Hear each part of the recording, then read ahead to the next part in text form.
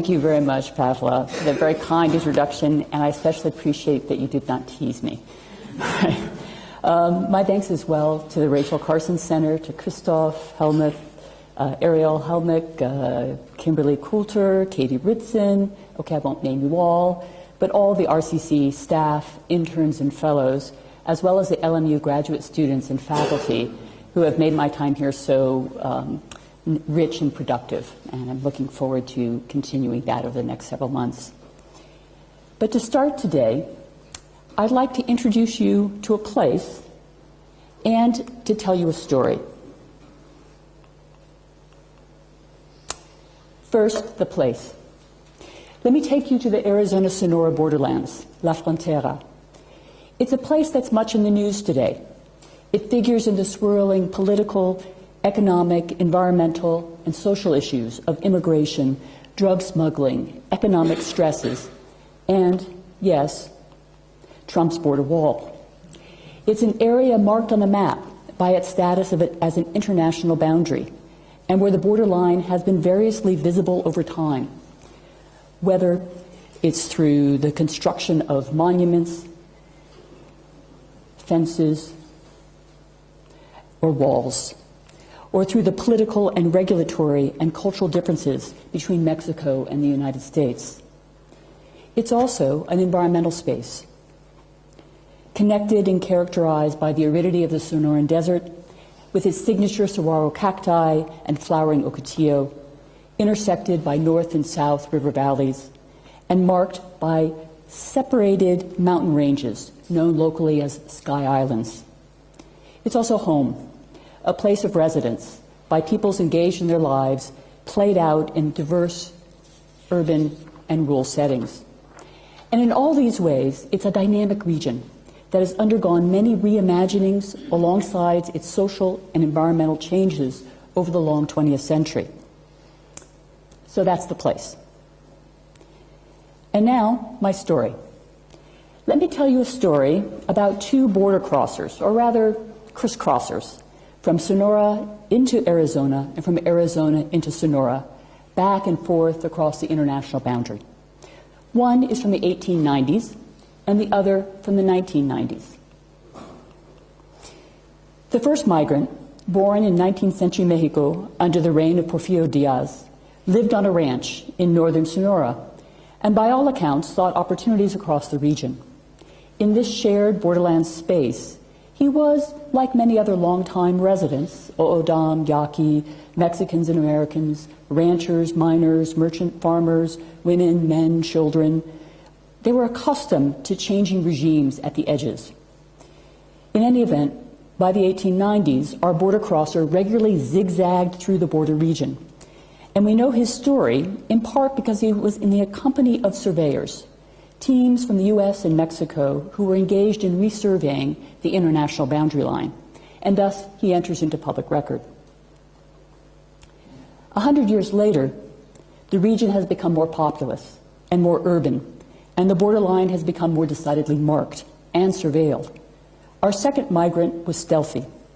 As a lone male, he frequently slipped undetected across the line at night, under the cover of darkness, often, but not always, evading infrared cameras triggered by motion. Now, the lives of our border crossers have other parallels beyond their acts of moving back and forth across the line between Mexico and the U.S. They also encountered the power of the U.S. state. The 1890s border crosser, sent to Washington, D.C., died in custody, and his body was never returned to Mexico. The 1990s border crosser, captured by state agents in San Pedro Valley in southern Arizona, after more than a decade of such crisscrossings, too was sent to a capital city and also died under lock and key. Now, in your mind's eye, you may have imagined these border crossers as humans, as among the many immigrants and migrants who have moved back and forth across the border through the long 20th century. And certainly those imaginaries are replete in the media, in political rhetoric, and in cultural associations with this place. But these specific stories are about animals. Our 1890s migrant was a Javelina, a Collared Peccary, and the 1990s border crosser was a Jaguar. So Here, I think, is that Jaguar. Oh no, this would be a Javelina. A Javelina whose name is lost to history, stuffed and on display. After journeying as a pet with the Border Survey crews, he was sent alive to the National Zoo in Washington, D.C., where he died the following winter and became, in death, part of the collection of the U.S. National Museum. And here is that Jaguar, named Macho B, caught multiple times on film by the conservationist NGO Borderlands Jaguar Protection Project, since first being seen in 1996, and then captured by Arizona Game and Fish Department employees who first collared and surveilled him and then physically captured him and transported him in 2009 to the Phoenix Zoo, where he was euthanized. Now, the stories and the images of the Javelina and the Jaguar are part of the visual legacy of La Frontera, a border region that is both a physical place as well as a site of contested cultural meanings. And I've intentionally begun my talk today by calling attention to the ways our personal and cultural and collective understandings of the U.S.-Mexico border are shaped by our imaginaries, to remind us of the ways that mental images as well as visual images convey meanings. When we visualize the border and its environments today, we do so within the context of an extensive history of such images, personal and public. As a cultural and environmental historian, I'm engaged in a book project here on these border images and stories. I've been analyzing border visualization projects established through the 20th century. These are efforts, sometimes deliberate, sometimes less consciously so, within La Frontera to measure, mark, and visually represent the meanings of our border. My goal is to unpack the shifting and unstable cultural and environmental conversations that have been going on over the past 100 and more years. These visual projects, often particular sets of images or photographs, offer the opportunity to situate them in their own historical moments of creation, as well as to examine their multiple uses through time in both the U.S. and Mexico. The images speak to distinct perspectives on the border and on the borderline, ones in which their creators attempt to communicate through a visual vocabulary. And when we trace their visual legacy, we can recognize the multiple ways in which this space, this place, has been reimagined and through time. And we can notice the ways these different histories and historical imaginaries have either left their marks or faded from our perception. So I'd like to give you a flavor of my project today. And there are two parts to my presentation. One's more about flora, the other more about fauna.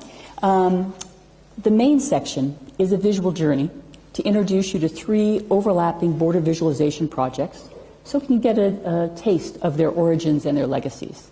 And then, at the very end, to set up our discussion, I'm going to return back to the Javelina and the Jaguar and want to see what their stories and images might help us as we think together about how these environmental icons have been deployed in today's media debates.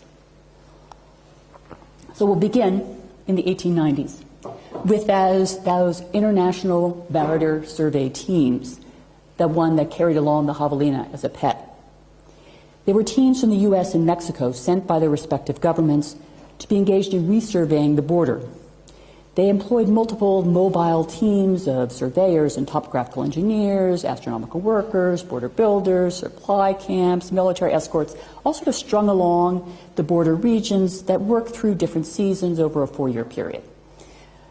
At that time, the border was marked by only 52 monuments that had been set up during the earlier survey after the treaties of Guadalupe Hidalgo, Mesilla, and the Gadsden Purchase. But there were lots of debates and local disputes over exactly where this boundary existed on the ground, becoming a sort of an international incident, so Mexico and U.S. government decided to resurvey. Their goal was to create a more visible set of markers along the border, and they did so through an interlocking set of materials. They would locate and repair existing monuments, add another 200 or more, and take photographs and create new measurements and maps. In short, they linked tangible, visible results, maps, monuments, photographs, to more abstract ones, the legal, political, and imaginary boundaries between the countries. And the visual legacies include this album, a book of photographs. And for our purposes today, we'll limit our discussion to this particular book and its images, and follow its legacies. So first, something about its creation. The photographs within the book were taken by photographers who came along as part of the survey teams, one from the US, one from Mexico, who took the photographs during their field work. They each took multiple shots of each monument intended to define the position of the monument in space. And after the completion of the survey, the commission leaders, sitting down in Washington, D.C., rifled through all of those images and crafted a joint album drawing on those photographs. They selected the views of each one of the monuments, the best one, and contracted to produce a collaborative album in both English and Spanish versions. They split the costs.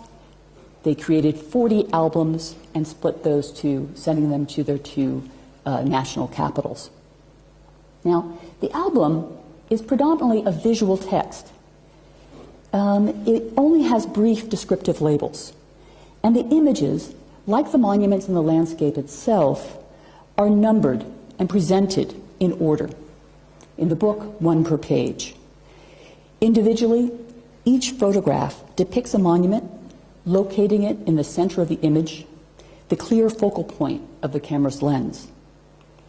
Disciplining the eye to locate and identify the monument within a particular landscape. The stated purpose of the photographs is to help locate the monument for repair and for border definition.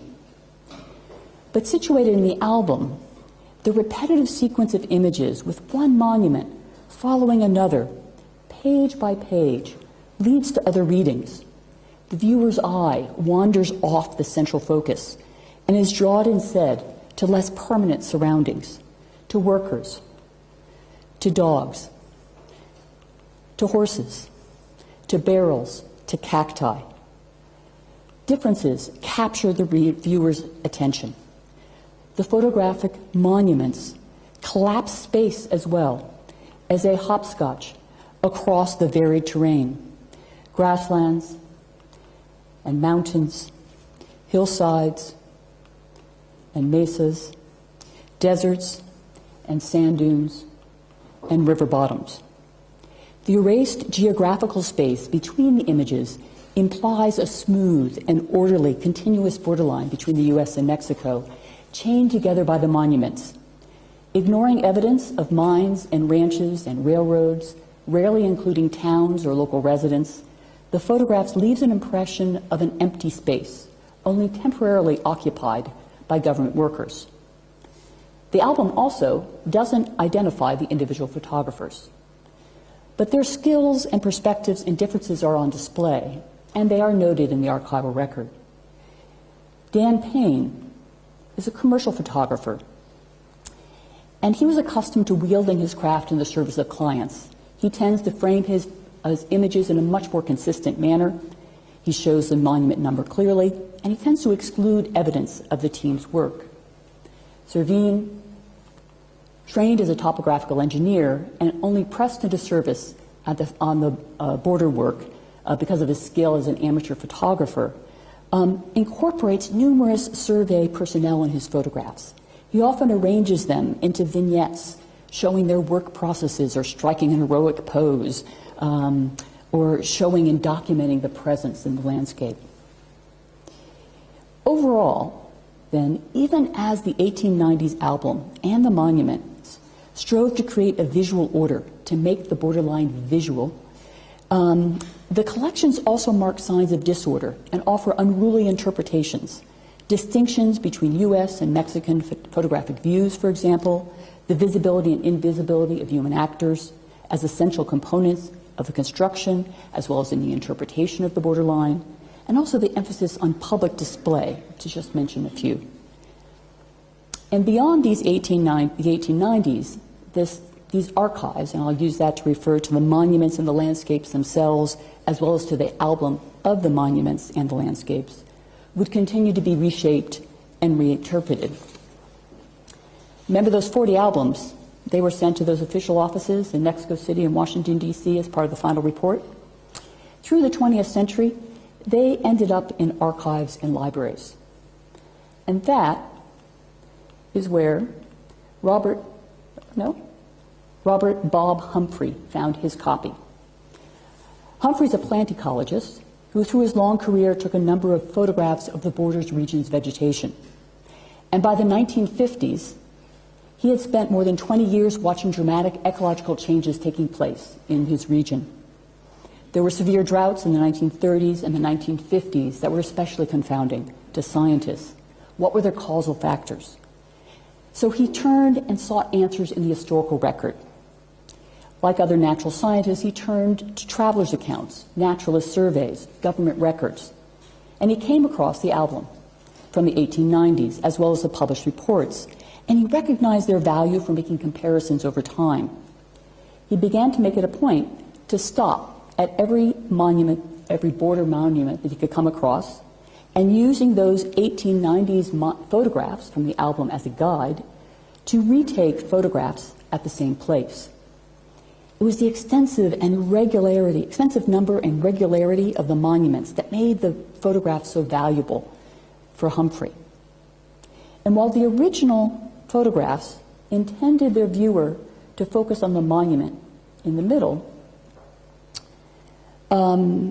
Humphrey and other repeat photographers like him draw attention to the surroundings, both to the vegetation depicted in the image and to the paired photograph from the 1890s.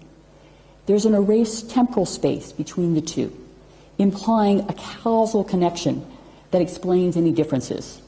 In Humphrey's usage, then, history in the form of visual documentation, both written and photographic, offers an unbroken line to follow. He did a lot of his first repeat photography work in the 50s and 60s. But after he retired in the 1980s, he returned to the borderlands and to this project. With funding from the National Geographic and bringing along his wife, Roberta, he started traveling in a more systematic way through the U.S.-Mexico borderline.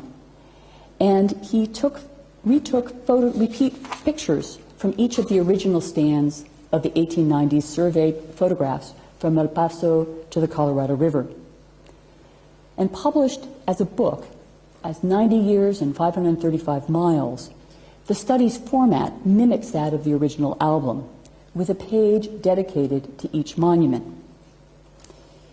Humphrey juxtaposes each 1890s image with one of his own photographs taken from the same direction.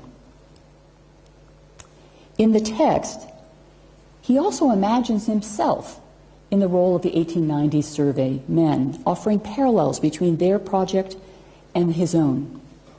He escapes potential close calls with drug runners and a Mexican bandito, and was conducted to obscure and dangerous places, he tells us, by U.S. Border Patrol agents, just as the 1890s survey teams worried about possible encounters with the outlaw Apache Kid and relied on the protection of U.S. and Mexican military personnel. In some photographs, his carefully positioned VW bus replaces the horse-drawn wagons shown in the 1890s counterparts. And sometimes his imagination outstrips his evidence. Reliant on the U.S. reports and not looking at the Mexican similar reports, he assumes incorrectly that all the photographs had been taken by the American photographer, Dan Payne. So there's some odd textual oddities when he ascribes a selection of a particular perspective to the Americans and to Payne in particular, when the photograph had in fact been taken by Louis Servine.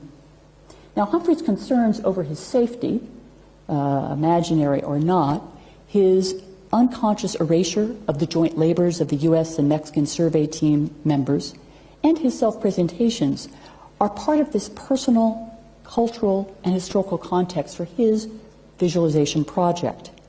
And so too are his ecological questions and analyses. The archives he creates, based on his interpretation of the past, are intended for the future, are intended for science. They're supposed to serve as an historical record for future similar comparative studies. Now, he sees his work and the process as a means to isolate extraneous evidence from view, as a scientific tool to measure change over time. But as I suggested, his work is embedded in the disruptions of his presence.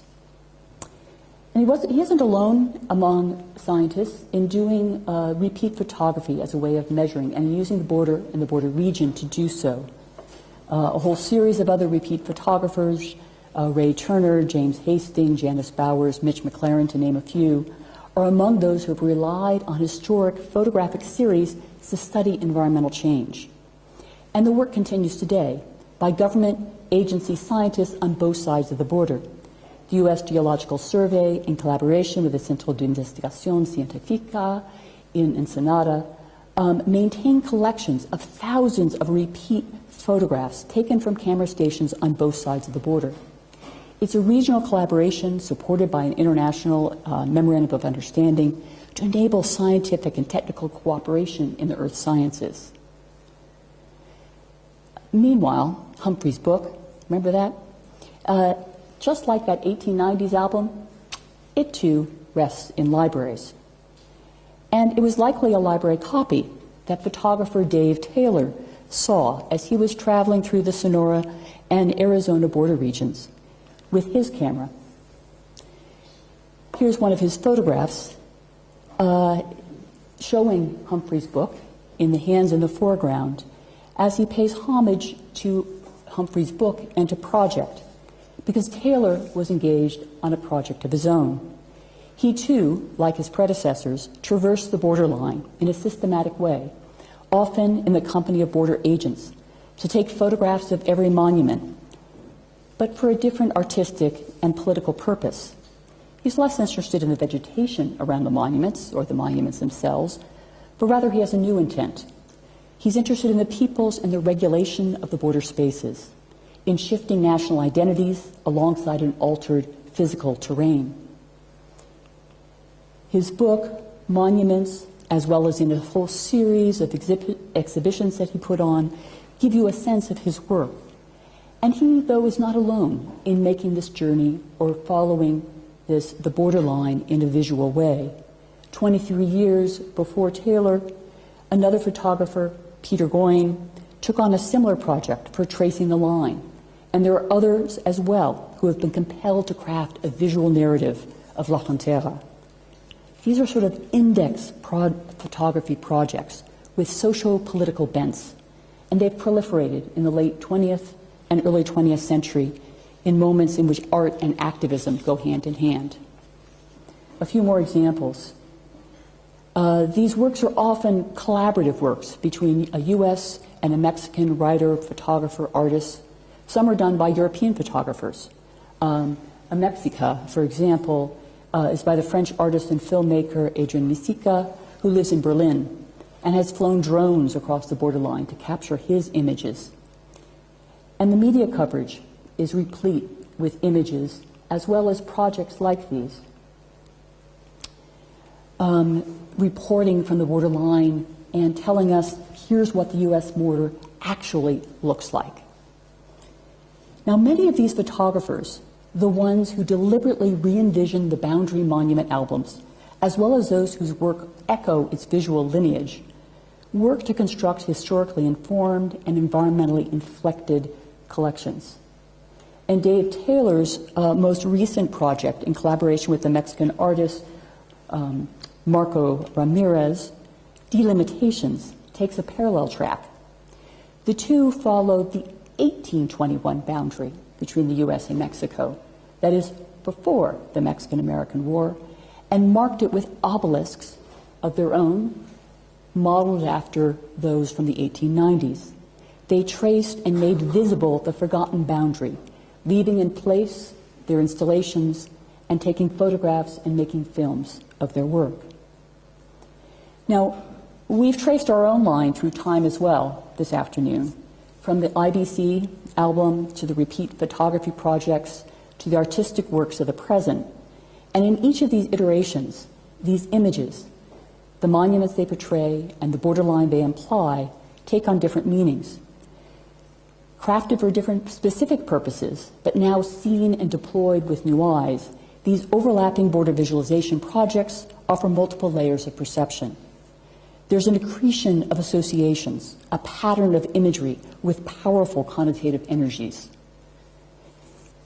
And as a prelude for our discussion, I want to end with a return to the Jaguar and the Javelina. Other scholars, including our own Tony Wise, here just last month, have commented on the ways in which conservation groups make use of iconic animals to convey their environmentalist messages. Javelina, also known as the Collared Peccary, is a New World species, and the peccaries range from the Southwest through Central and South America. And environmental groups like Defenders of Wildlife, Sierra Club, Wildlands, and others concerned with the controversy over the border wall and its impact on ecological areas that it intersects, use visual images of wildlife or photographs of the fence marking through empty landscapes, or presumed empty landscapes, to present their messages. Javelinas and jaguars are among the powerful iconic animals that they employ, these charismatic megafaunas. The media attention to the stories of the jaguars, particularly those who stray into the southwestern border region, as they have over the last 10 years or so. There's been about 5 that have started moving in their migration patterns into the southwest for the last 20 years. That new attention to them, including to that on Macho B, and those stories have captured the attention of the media, but also of conservation groups, as well as NGOs, as I talked about earlier. I'm going to look forward to talking with you in our conversation about the deployment of these visual images of the presence, one in which you have a stake and are aware of, and to think about their power to convey environmental intents. But for one last gasp, I want to end us back at the Arizona-Sonora borderline and take you to a moment last year, an evening when projected onto the border fence, a jaguar, captured by a camera, stares at a binational audience. Some are seated in Agua Prieta, Sonora, others in its sister city of Douglas, Arizona. It's part of Lauren Strohacker's Unfragmenting Desfragmentando project, an installation that offers a larger-than-life image of the jaguar whose body is interrupted by the voids created by the fence. Flickering across the metal pickets, the jaguar stands in for elements of nature that frame larger issues and concerns. The visual legacy of the U.S.-Mexico border, with its access to mental and photographic imaginaries, is a powerful tool. As we unpack today's shifting and unstable cultural and environmental conversations, representations of La Frontera offer traces that can help us recognize the simultaneous instability and the power of borders, and perhaps to reframe current border visualization projects. Thank you.